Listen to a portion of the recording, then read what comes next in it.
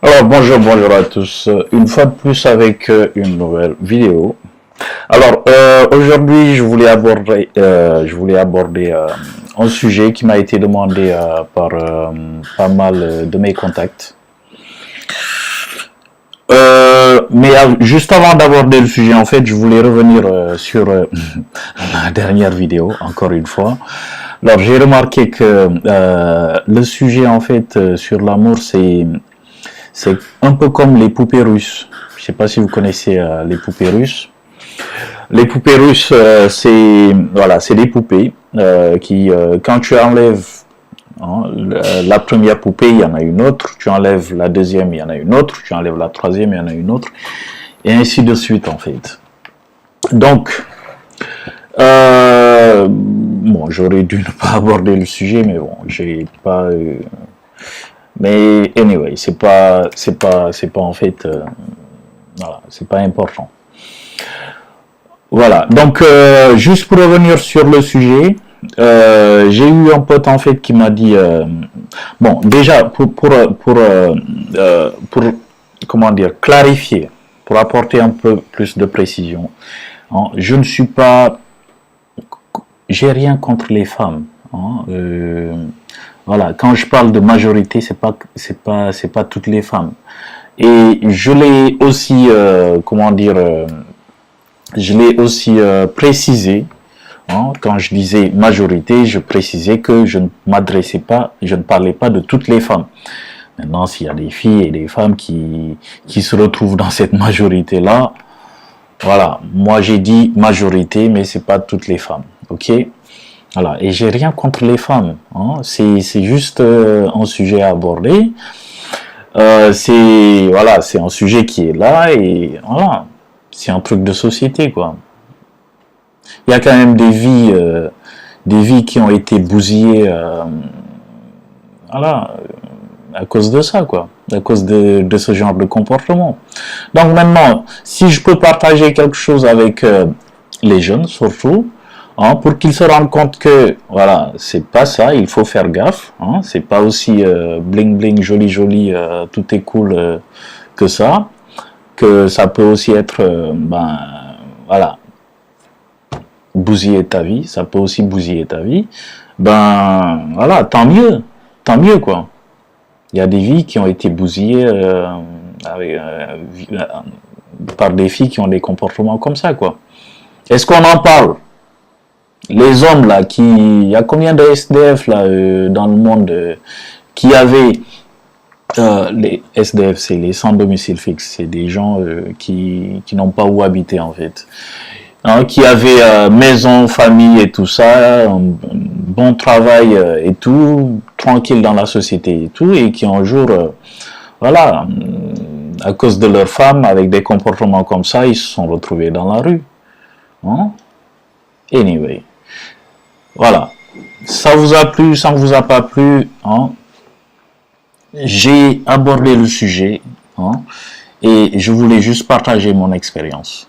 Maintenant, le reste, c'est pas mon problème, ok? Et il faut arrêter en fait aussi de vouloir, oui, les mauvais garçons ou je ne sais quoi. Et j'avais aussi un pote, et c'est là en fait que je voulais, hein, c'est sur ce point-là que je voulais revenir sur le sujet.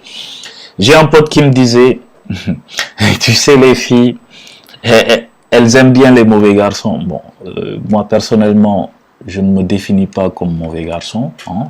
Voilà, voilà, ok. Après, juge qui veut et pense ce qu'il veut. Voilà, c'est pas mon problème. J'ai jamais été mauvais garçon et je ne vais pas me juger, me définir comme mauvais garçon. Après, chacun son opinion. Hein. Si vous avez une opinion qui est différente de celle-là et que vous me connaissez et que c'est votre, voilà, c'est votre opinion et je la respecte, ok. Voilà, je ferme la petite parenthèse là. Alors, je discutais avec mon pote et il me disait les filles elles aiment les mauvais garçons. Alors, je vais aujourd'hui, ok, parler aux mecs, mais voilà, dans un autre cadre, ok, dans le cadre où vous devez aussi hein, vous avez aussi des responsabilités quand vous vous engagez avec une femme, quand vous vous engagez avec une fille, ok, il faut la respecter, ok, et il faut arrêter de croire que hein, les filles elles aiment le mauvais garçon, donc moi je vais être le mauvais garçon. Il faut arrêter ça. Hein, c'est ridicule quoi, c'est ridicule. Soyez qui vous êtes. Ok, soyez qui vous êtes. Alors, je vais apporter quelques petites précisions en fait sur le terme mauvais garçon, qui est, je dirais, un panier où il y a tous les fruits en fait. Hein, les fruits pourris, hein, les bons fruits et tout. Hein, juste des fois via un comportement, on tag une personne mauvais garçon ou je ne sais quoi. Donc c'est pas toutes les personnes, c'est pas tous les garçons qui sont des mauvais garçons. Hein, c'est pas parce que un garçon il a ce courage-là de dire non à une fille que la fille doit le traiter de mauvais garçon. Non, c'est pas parce que le garçon hein, il peut dire vraiment ce qu'il pense et faire ce qu'il pense que la fille doit le traiter de mauvais garçon. Je trouve que c'est un terme en fait qui est défini un peu partout dans le monde, non, assez, voilà, on prend tout, on met dedans. Non, je suis pas d'accord avec ça. Alors. Les filles, elles peuvent être attirées. Je ne crois pas qu'il y a des filles qui aiment vraiment les mauvais garçons. Ça, je ne crois pas, non. Hein? Bon, après, expérience personnelle, on ne sait jamais, ok. Mais anyway, c'est pas. Donc, je ne crois pas que les filles, elles aiment vraiment les mauvais garçons. Et je crois en fait que elles tombent dans un piège. Ok, elle tombe dans un piège. Et vous allez comprendre pourquoi je le dis. Elle tombe dans le piège du mauvais garçon, juste parce que le mauvais garçon, il est fun. Je vais vous donner à peu près les critères du mauvais garçon. Voilà. Mauvais garçon, il est fun, il est jovial, ok, il s'en fout. Hein. Il s'en fout de ce que les gens ils pensent, il dit ce qu'il pense, il n'est pas là pour plaire aux gens, surtout pas aux filles, bon, voilà, et il assume. Bon, ça, je dirais, ce sont les critères, les caractéristiques, en fait, du mauvais garçon. Il assume. Bon, après, tu as le bad boy, mauvais, lui qui n'assume même pas. Ça, c'est le mauvais garçon. Et maintenant, ce que dans le monde, on définit mauvais garçon, c'est à peu près ça. Alors, le mauvais garçon, il assume.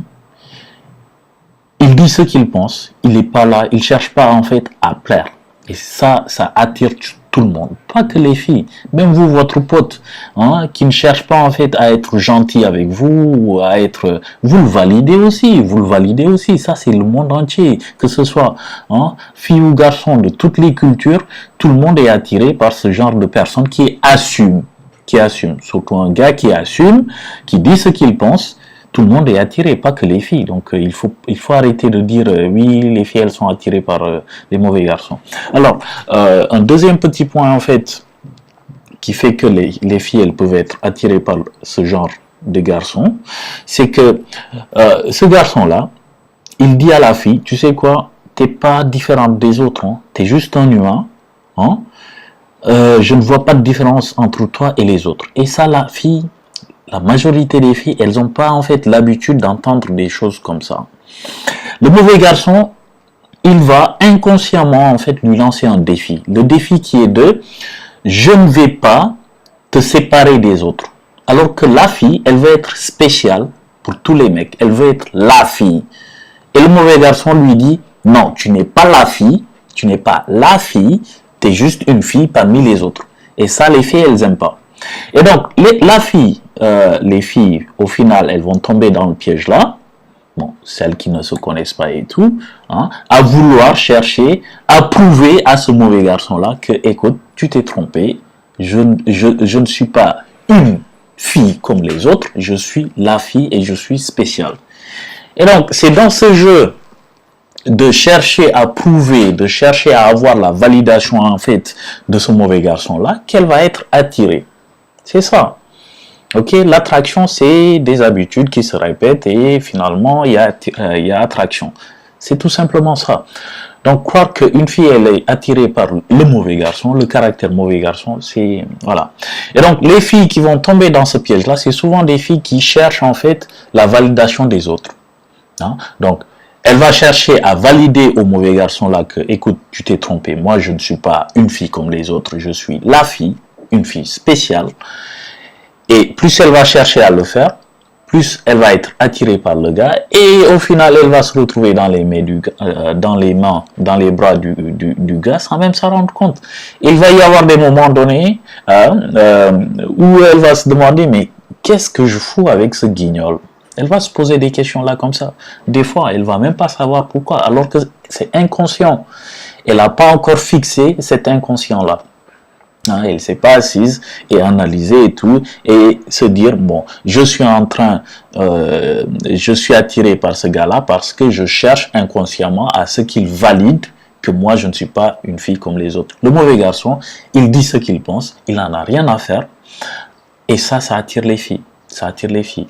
Hein? Il peut donner un rendez-vous à la fille et à la dernière minute dire à la fille, ben écoute, j'ai mon taf à faire, hein? T'es pas une priorité pour moi, voilà, je fais mon taf. Et la fille, ça va lui, voilà, ça va la pousser en fait à se poser des questions, mais voilà, hein? Et elle va avec des comportements comme ça essayer, hein, de prouver au gars le contraire, que moi je passe avant ton travail, que moi je suis important, que moi je suis prioritaire. Hein, on ne me pose pas des lapins ou des choses comme ça. Voilà, juste pour revenir sur le sujet.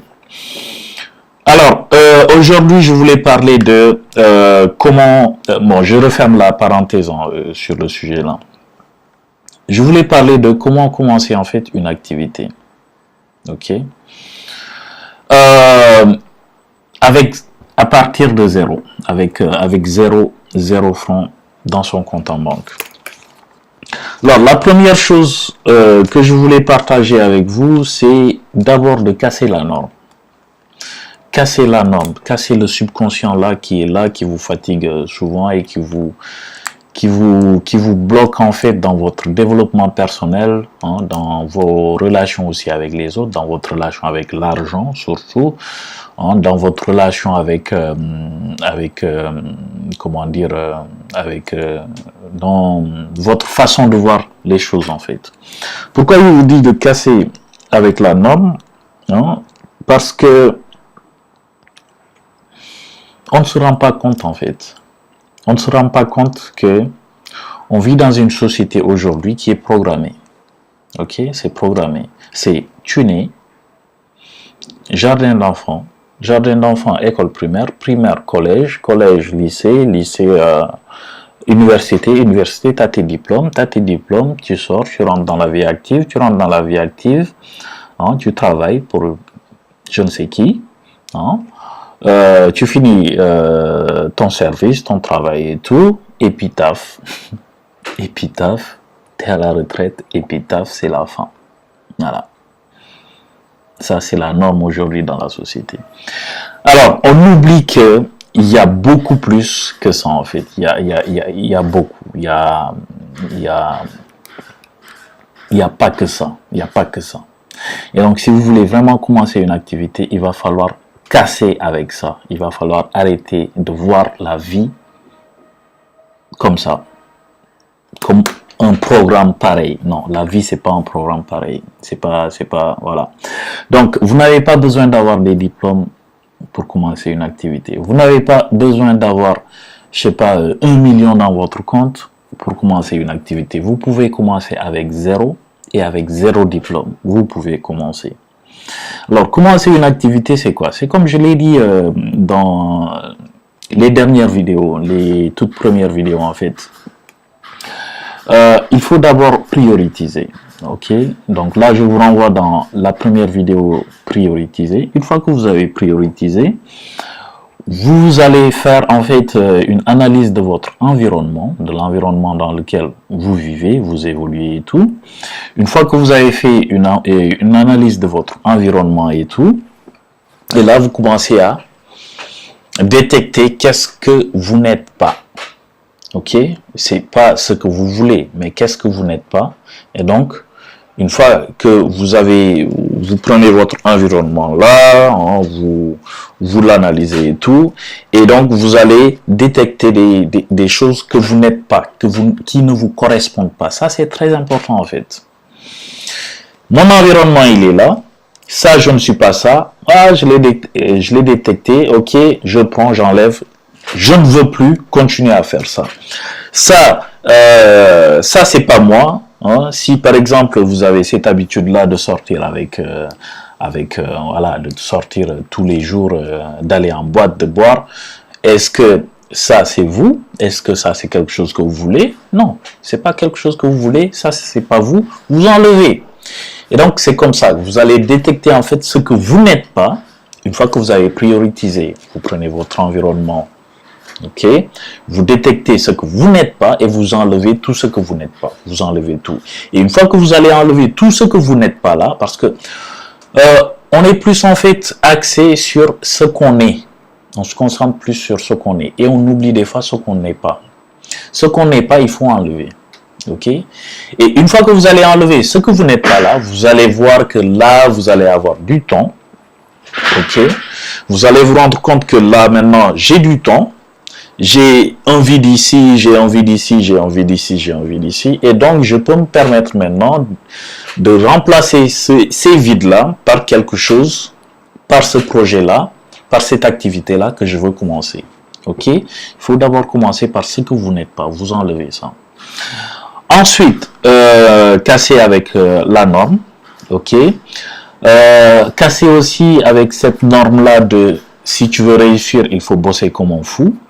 C'est pas vrai, non? Voilà, quand vous travaillez, il faut faire un travail de qualité et non pas un travail de quantité. Ça, c'est le piège de beaucoup. Ils vont passer à toute la nuit ou tous les jours. Oui, pourtant, je fais ça, je fais ça, je fais ça. Non, il faut travailler. Quand vous travaillez, en fait, il faut vous concentrer sur la qualité et non sur la quantité, en fait. Qualité, pas quantité, qualité. Ok, concentrez-vous sur comment vous pouvez être très efficace en faisant peu et développer ça. Si moi je suis capable aujourd'hui de faire en une journée ce que beaucoup ils font en une semaine, je le dis, si je suis capable de ça, c'est parce qu'en fait j'ai développé ces comportements-là, j'ai développé ces caractéristiques-là ou je ne sais quoi. En moi, je les ai développés, ok. Comment être beaucoup plus efficace ici, boum. Comment être beaucoup plus efficace ici, boum. Je fonce. Et à un moment donné, ça va devenir une habitude. Et c'est comme ça, en fait, que vous allez devenir beaucoup plus efficace en faisant peu. Très important, parce que le temps, c'est de l'argent. Alors, casser aussi avec cette norme de... il faut être gentil pour réussir. Gentil pour réussir, c'est du n'importe quoi. Il faut être vrai pour réussir. Vrai. Il ne faut pas chercher en fait à plaire à tout le monde. Sinon après vous n'aurez pas de personnalité. Vous allez être la personne qui a des masques, comme un acteur. Un film, vous regardez un film, l'acteur il est Jean-Claude Van Damme aujourd'hui, demain il est Duncan MacLeod ou je ne sais qui. Il ne faut pas être acteur, soyez vrai. Donc cherchez pas à être gentil avec les gens ou je ne sais quoi, ne vous pliez pas. Dites à la personne je peux faire ou je ne peux pas faire. Dites à la personne je vais voir, je vais essayer. Si vous pouvez le faire, vous essayez, vous le faites ou pas. Voilà, donc soyez vrai. Les filles aussi, elles aiment ça, ok? Une fille, elle va pas vouloir que, voilà, dès qu'elle rentre dans votre vie, vous plaquez tout et vous n'avez qu'elle. Vous ne jurez que par elle. Elles aiment pas ça. Elles vont vous le demander, mais elles aiment pas. C'est ça qui est marrant, en fait. Une fois que vous allez leur donner ça, elles vont se casser. C'est tout simple.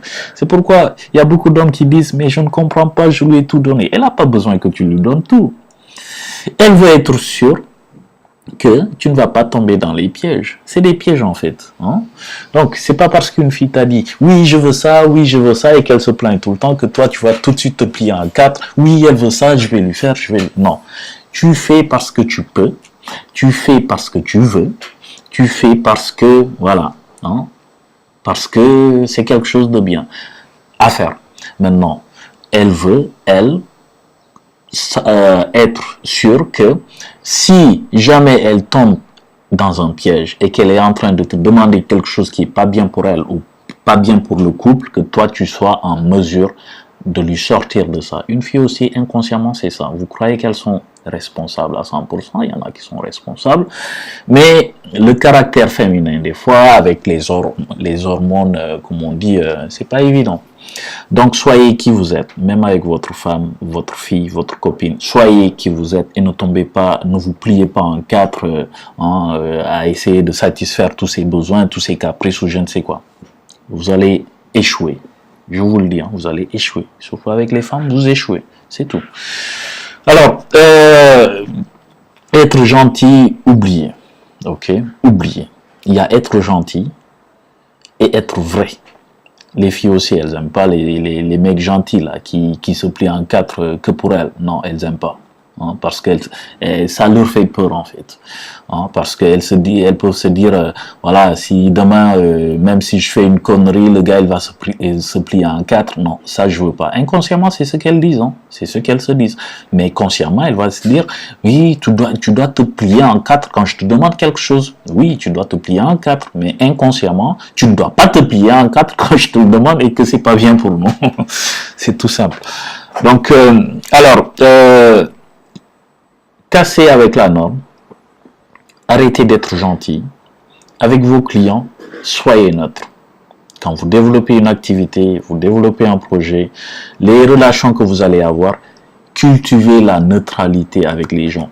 Bon, quand je parle de neutralité, une façon toute simple en fait de comprendre cette neutralité-là, c'est de ne pas juger et de se comporter en fait comme la caissière. Vous savez, quand vous rentrez dans un supermarché et que vous arrivez à la caissière est là.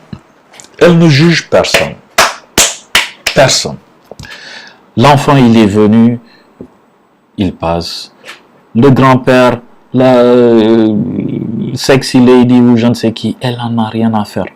Elle en a rien à faire. Dans vos relations aussi, avec voilà, les clients ou vos partenaires, ou voilà, cultivez cette neutralité-là, concentrez-vous sur le plus important. Pour la caissière, le plus important, c'est la personne, elle doit payer la marchandise, les produits qu'elle a pris, c'est tout.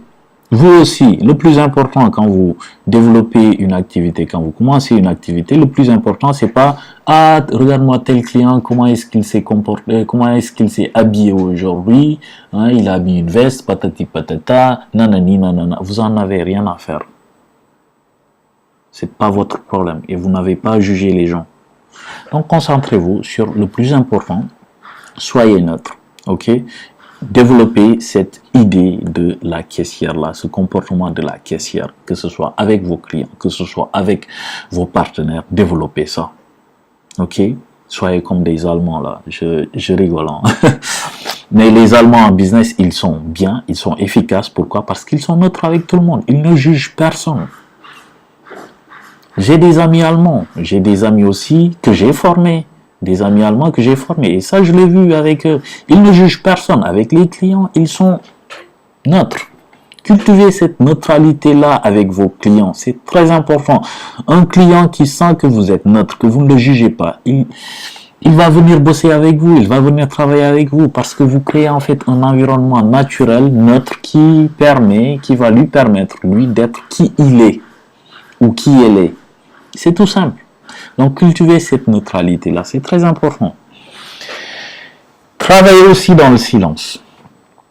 Développez votre projet dans le silence. Pourquoi dans le silence? Pourquoi? Parce que la société, en fait, vu qu'elle a tendance à aller toujours dans un sens, quand vous allez vouloir aller dans l'autre sens-là, la société, elle va toujours vouloir venir vous prendre et vous ramener dans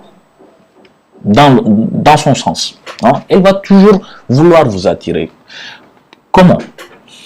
Vous avez ce projet-là, vous allez en discuter avec un pote. Ben, un pote, il va voir votre projet, votre activité de son œil, pas de votre œil. Vous avez déjà développé tout ça, vous avez déjà compris, Mais lui, il va pas le voir comme ça. Hein? Non, il va le voir de l'œil de la société. Oui, mais attends, Si toi, tu arrêtes ton travail et que tu décides de vraiment faire ça, est-ce que tu es sûr? Hein? Est-ce que... Mais écoute, il y a des risques. Hein? Non, il faut pas le faire, mec. Hein? C'est de ça que je vous parle. Je ne dis pas qu'il faut pas demander conseil aux autres. Hein. Il faut demander conseil autour de vous. Ok? Mais il faut pas valider ces conseils-là tout de suite. C'est pourquoi je dis il faut le faire dans le silence. Ok? Taisez-vous, discutez avec vous, réfléchissez, analysez, analysez à nouveau, analysez encore, dans le silence. Ok? Dans le silence. Ok. Et la mise en place du projet, en fait, vous n'avez pas besoin, juste avant d'avoir commencé le projet, d'aller crier sur tous les toits, ben écoutez, je vais commencer ça, je compte commencer ça, je vais faire ça, patati patata, le crier partout, c'est pas bien. C'est, vous gaspillez de l'énergie. Vous êtes de l'énergie, vous gaspillez de l'énergie comme ça. Donc, il faut le faire dans le silence. Il faut vous concentrer sur le plus important. Il faut vous concentrer sur analyser, sur voilà, sur qu'est-ce qui peut faire marcher en fait votre projet et tout ça et tout ça. Voilà. Alors, la dernière petite partie qui est en fait de trouver les moyens. Alors là. Là, c'est le problème de tous. Même moi aussi, ça a été un problème pour moi et c'est encore un problème pour moi. Voilà, hein, toute entreprise, même l'entreprise Apple, c'est un problème pour eux. Ils ont beau avoir des milliards et des milliards, mais plus tu grandis, en fait, plus tu as besoin de sous. Plus tu grandis, plus tu as besoin d'argent. Plus tu grandis, plus tu as besoin d'argent. Donc, à tous les moments, à toutes les périodes de votre développement, vous allez avoir besoin d'argent. Et plus vous allez avancer, plus vous allez en avoir besoin. Je vous le dis, hein, ça, mettez-vous ça bien là-dedans. Plus vous allez grandir, plus vous allez avoir des besoins d'argent, mais comme ça, je vous dis. Pourquoi? Parce que pour continuer, il va falloir stabiliser le système en fait. Et c'est souvent les moyens qui arrivent et qui peuvent stabiliser un système. Le système que vous allez mettre en place là, c'est souvent les moyens qui vont stabiliser le système. Maintenant, si vous n'avez pas de moyens, si vous avez zéro dans votre compte en banque, si vous n'avez personne qui peut vous aider, alors, un conseil, n'allez pas chercher de l'argent de gauche à droite. Un conseil, évitez les crédits. Un conseil, je vous le dis, je vous le dis, d'expérience personnelle, commencez avec ce que vous avez. Commencez petit. Une fois que ça commence à se stabiliser là, un peu. C'est pas une question de, oui, gros moyen. Non. Ne rentrez pas, ne tombez pas dans ces pièges-là. C'est des pièges. Je vous le dis, Bon, après, ça dépend. Ça dépend du projet et tout ça. Mais ne tombez pas dans ces pièges-là de tout de suite aller gauche à droite, emprunter, patati patata. Non. C'est le meilleur conseil que je peux vous donner. Non. Commencez d'abord l'activité dans la tête. Commencez d'abord l'activité concrètement avec une personne, 2 personnes, 3 personnes, 10, 20, 30, 40, 50. Et là, une fois que ça commence à se stabiliser, vous pouvez vous permettre d'aller de gauche à droite et d'essayer de trouver du crédit. Mais il y a des gens, ils voient par exemple, je vous donne un exemple, il y a des gens, ils voient en fait un business, un entrepreneur qui a, ils voient en fait, disons un exemple, un restaurant,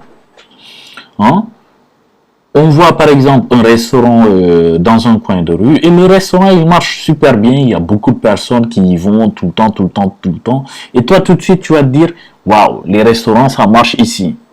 Non. Et donc si tu tombes dans ce piège là de vouloir toi aussi ouvrir un restaurant, ben tu sais quoi, tu vas te casser la gueule parce que tu ne sais pas comment la personne elle a fait pour construire ça. Tu ne sais pas combien de temps la personne a fait pour arriver à ça. Donc demain, tu vas venir mettre tous les gros moyens là, ouvrir un autre restaurant à côté. Ben tu sais quoi, tu peux te retrouver avec zéro client pendant, je sais pas, 2 mois, 3 mois, 6 mois. alors que le gars d'à côté, il va continuer à avoir ses clients. Donc, développez d'abord ces relations-là, développez le système, stabilisez-le d'abord avant de vous engager dans quoi que ce soit et arrêtez de tomber dans ces pièges-là de « Ah, ça marche... ça marche ici, donc si moi je me lance là-dedans, ça devrait marcher. » Arrêtez! C'est pas parce que ça marche pour quelqu'un que ça va marcher pour vous. Ça, c'est un gros piège. C'est pourquoi je vous dis tout le temps, cherchez à l'intérieur ce qui peut marcher pour vous, pas ce qui marche avec les autres, ce qui marche pour vous. N'oubliez pas ça, c'est très important. Cherchez d'abord ce qui marche pour vous. Au fond de vous, qu'est-ce que vous pouvez faire? Qu'est-ce que vous voulez faire? Qu'est-ce que vous comptez faire et tout. Au fond de vous. Donc, il faudrait que ça soit quelque chose de personnel. Vous ne pouvez pas juste être des copies des autres. Hein? Vous êtes né original, restez original. Ne mourrez pas copie de Apple ou copie de je ne sais qui là. Donc voilà, c'est le meilleur conseil que j'ai à vous donner. C'est pas parce que les autres, ils font quelque chose que ça marche, que vous aussi, vous pouvez le faire et que ça marche. Non. Ok? Essayez. Si maintenant, vous trouvez que ça peut être une voie pour vous, commencez petit. Essayez. Plutôt que de venir et de construire le grand restaurant là, commencez avec votre petite table chez vous ou je ne sais quoi. Commencez à inviter des gens, vos potes, ils viennent manger. Ah, toi, ton tchèb là, il est bon. Toi, ton repas là, il est bon. Il est bon, il est bon. 5 personnes qui valident, 10 personnes qui valident, 15 personnes qui valident. Et là, vous pouvez vous dire, ah ben, peut-être que je peux commencer avec un petit 5 mètres carrés, juste une table et commencer à vendre. Et une fois que vous allez commencer à vendre là, vous passez à 10, puis à 20, puis à 50 tables, puis à 100 tables, puis après vous avez votre restaurant. Et là, vous avez déjà un système qui est là, stable. Ok? Mais vous voulez juste revenir grand restaurant, 2000 tables. C'est qui va payer ça pendant personne. Et vous allez vous casser la gueule et si vous avez fait des crédits, vous allez devoir de l'argent aux autres et tout ça et tout ça. Donc, faites très attention là-dessus. Alors, bon, je pense que j'ai fait le tour. Vous n'avez pas d'argent, vous n'avez pas de moyens. Plutôt que d'arrêter ce que vous faites, non. Trouvez du travail et développez à côté. Trouvez du travail et continuez à développer votre activité à côté. Trouvez du travail et continuez à développer votre activité de côté. Moi, je ne me suis pas juste levé un beau jour pour me dire, voilà, bon, maintenant je peux faire ça. Bon, je regarde un peu le temps. Donc maintenant, je peux faire ça. Bon, j'arrête mon travail et je me concentre que sur ça. Non, j'ai pas fait ça. Je travaillais. Je descends à 17h. Je finissais à 17h. Tous les soirs, je rentrais direct, dîner, et puis après, je suis dans mon projet. Je faisais des fois 20h jusqu'à 1h, 2h du matin des fois, tu te couches, tu te lèves demain, tu repars au travail. Pourquoi? Parce que tu n'as pas encore de quoi vivre, donc il ne faut pas forcer. Accepte un travail, fais quelque chose, aie un salaire dessus, et avec ce salaire-là, tu développes ton projet, ton idée et tout, et tu le mets en place aussi, tu commences. Mais il y a des gens, ils arrêtent tout, ils se concentrent que sur le projet. Qui c'est qui te dit que tu vas tenir, je sais pas, 1 mois, 2 mois, 3 mois, est-ce que c'est sûr que tu vas tenir 1 mois? Est-ce que c'est sûr que tu vas tenir 2 mois? Non? À moins d'avoir maintenant de quoi vivre pendant 6 mois. Et ça aussi, ok. Mais si tu n'as pas de quoi vivre pendant 6 mois, et même 6 mois, c'est peu. Il y a des activités, c'est après 1 an que tu peux commencer maintenant à avoir des retombées en fait, à avoir des rentrées. Si maintenant pendant cette année-là, tu n'as pas des rentrées, ben, t'es foutu quoi. Donc il ne faut pas prendre des risques comme ça, il faut prendre des risques mesurés. Continuez, cherchez d'abord du travail, si vous n'avez pas de travail, et des petites rentrées qui vont vous permettre de vous stabiliser, de vous maintenir en surface et en même temps de continuer à faire ce que vous faites. Vous faites ce que vous faites, vous continuez à faire le travail. Vous faites ce que vous faites, vous continuez à faire le travail. Vous développez votre projet et comme ça, petit à petit. Ok, commencez petit. Ok. Et je ne peux pas accepter. On dit souvent, oui, il faut faire ce que tu aimes. Oui, il faut faire ce que tu aimes. Mais si ce que tu aimes là, hein, ça ne te permet pas de vivre, tu arrêtes ce que tu fais. N'importe quoi. Désolé. Si ce que tu fais là, ça ne te permet pas de vivre, si ce que tu aimes faire là, ça ne te permet pas de vivre, ne sois pas une charge pour les autres. Trouve-toi un travail, fais ce travail-là, et à côté, continue à développer ce que tu aimes faire. N'importe quoi. Tombez pas dans ce piège-là. Hein. Oui, il faut faire. Dans la vie, il faut faire ce que tu aimes. Dans la vie, il faut faire ce que tu aimes. Oui, mais si ce que tu aimes là ne te permet pas de vivre, ne le fais pas. Pas que ne le fais pas. Tu continues à le faire, mais va te chercher un travail. Ok? On est quitte, hein? Voilà. Il faut arrêter de faire croire aux jeunes qu'il faut faire ce que tu aimes. C'est du n'importe quoi. C'est une supercherie. Opinion personnelle, ok? Après, interprète qui veut interpréter comme il veut. Je dis juste ce que je pense, c'est tout. Les gars, pardon. Bon, c'est aussi, ça me concerne aussi. Hein, c'est un sujet qui, voilà. Désolé de le développer comme ça, mais c'est très important de le comprendre. Si ce que tu aimes ne te permet pas de vivre, va chercher un travail, va chercher quelque chose, échange, hein, et un salaire, et reviens pour faire ce que tu aimes. Et continue à faire à côté, hein, ce que tu aimes. Mais trouve-toi d'abord quelque chose qui peut te permettre de te vêtir, d'avoir de quoi manger, hein, de pas être là à demander aux autres oui je veux ça, j'ai pas de quoi. Non, la dignité commence par la responsabilité et cette capacité là de pouvoir se donner à manger,